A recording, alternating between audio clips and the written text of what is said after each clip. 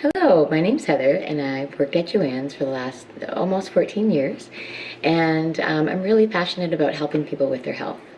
And one of the things I find that most helps people with their health is getting their digestion healthy.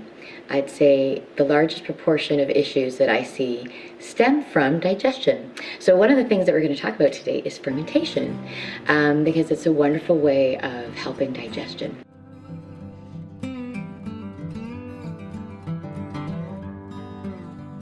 Originally, they would have prepared food, like with sauerkraut, for example. What they do is they pound and massage the so they shred the cabbage, and then they massage it and they pound it, and then they add salt to it, and then they fill it with water and then let it sit. And then what they do is they allow the natural yeasts and bacteria to grow in that. Right? And so then that ferments, and it's mainly kind of like lactic acid, but there's also other good probiotics in there as well. And so the longer it sits, and then the salt basically kind of keeps the bad bacteria at bay. So it keeps it so that it's safe to eat.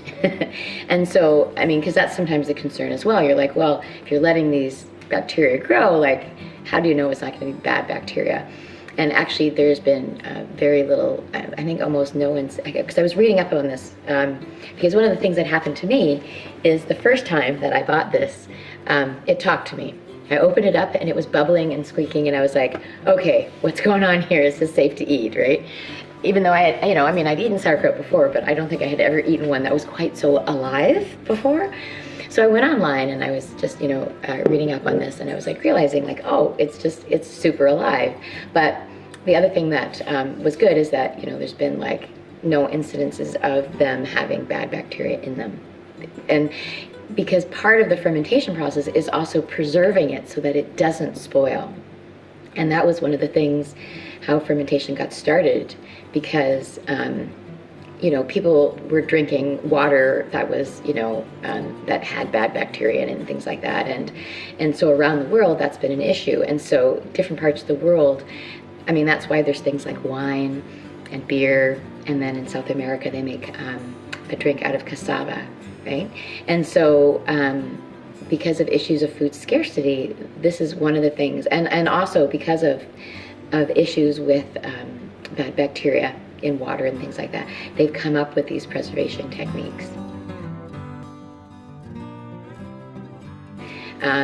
And so not only does fermentation preserve the food, but it also really ups the nutrient intake as well. So it actually improves digestion by helping create things like acetylcholine, that is a neurotransmitter. So for people that have diverticuli or constipation, it actually helps with the peristalsis. And it sort of triggers that so that that's working properly. Those probiotics are also increasing the nutrient content in food. So in here, it's upping the nutrient content, and then in your stomach, it's actually helping your body to assimilate the nutrients better as well. So it's sort of like a double nutrient intake system in that way. It also helps with the pH balance, because there's a pH balance that works better for digestion. And so fermented foods really help get your gut so that it's the right pH. If it's too low, it helps bring it up. If it's too high, it actually helps protect the intestinal tract from that acid as well. And what are other cool things it does? I mean, most people find that their gut just works better. A number of years ago, I was having some knee issues, and they had gotten better, and they were just it was just getting a little, coming back a bit. And my mother had talked to me about how she had been using an alkaline diet to help with her diabetes. And after about 3 years of eating an alkaline diet, she was no longer medically considered diabetic. So she wasn't diabetic anymore. And so I was sort of like, okay, so what can I eat for lunch that would be alkaline? And I thought, oh, cabbage. So I started eating this red cabbage and carrot salad, and I would put pumpkin seeds and hemp hearts on it, and And I found that when I was eating that, and so like for almost a year I had that, like probably for, anytime I was working I had that for lunch. And I found that my digestion was working really, really well. And as I've learned about the fermented foods, I've realized that like your probiotics, what they eat is they eat fiber. So when you eat a high fiber diet, like vegetables in particular, it makes those good bacteria really happy. And that in turn helps with your digestion.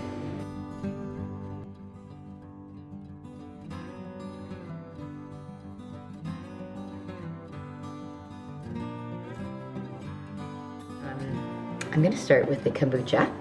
The kombucha starts off as a black tea, so they ferment black tea, and it is. I find it's really wonderful if I'm feeling kind of, if my digestion is just kind of out of balance. I find it's a wonderful way to kind of get back into balance. One of my favorites is the one with the spirulina, because the spirulina kind of gives me that little extra kick. So if I'm feeling sluggish, I find between the good bacteria and the spirulina, it gives me a nice little boost for the day. And I find that my digestion gets back on track, which is really nice. We have the kimchi, which it does have a bit of a spicy kick. Now we have a variety of kimchis at our store, so if you want to try kimchi but you're not really into spice, we do have some that have a lot less heat in them. This one's probably one of our spicier ones, which is why I like it. And it also has a bit of apple and ginger, and yeah, so this is a great one. And one of the things that I like to do with the kimchi, I mean, it's great on the side. You can add it kind of like as a condiment to any meal. And I have a friend who actually eats it for breakfast. It's a great, people start with yogurt, which is another probiotic. So these fermented foods are another way of getting probiotics. Now this one here, from Pyramid Fermented, is one of my favorites. I like to put this in a salad or wraps, and it's got a little bit of spice, but it's got coriander and cumin, and it's just so flavorful. So this is probably one of the ones you'll most often find in my fridge. So, and then we have the gut shot. So this is actually, so they make sauerkraut. In this case, they're making a dill and garlic sauerkraut, and then they have taken the liquid off of that and sold it separately. And our camera woman today uses this especially and finds that it really helps get her moving when things are sluggish. These are all great ways to get probiotics into your system. Now, I mean, some people, depending on your health, some people may need higher dosage, but these are great ways of getting probiotics in food. So I invite you to come into Joanne's and start your journey with fermented foods. Let us help you with finding the fermented foods that fit right for you, because there is such a variety. Some of them are spicy, some of them are not spicy, some of them are mild, and some of them are stronger. So once we hear what you're looking for, we can help guide you to find the right product for you. And make sure you check out our other videos. We've got all kinds of recipes and ideas for using fermented foods in your life.